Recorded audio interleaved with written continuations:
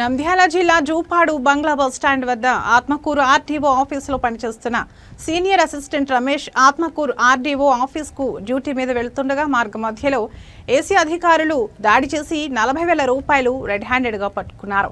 జూపాడు బంగ్లా గ్రామానికి చెందిన ఈశ్వరయ్య పొలం తగాదాలో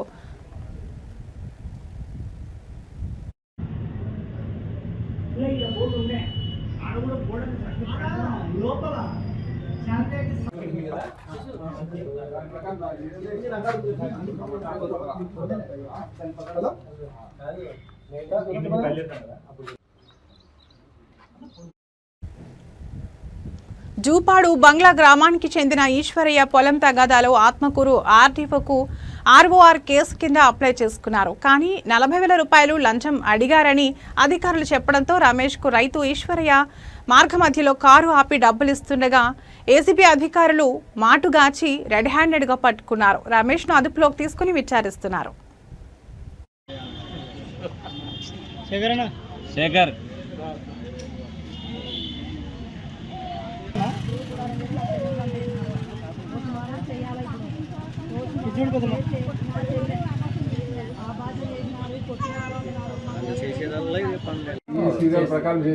ఫస్ట్ నెంబర్ చూడు రాముడు 464 ఫస్ట్ నెంబర్ ఫస్ట్ నెంబర్ అది వెరిఫై చేస్తున్నా చూసుకోండి. ఫస్ట్ స్టార్టింగ్ నేను చెప్పేది వన్ నెంబర్ యాడ్ అవుతానా లింక్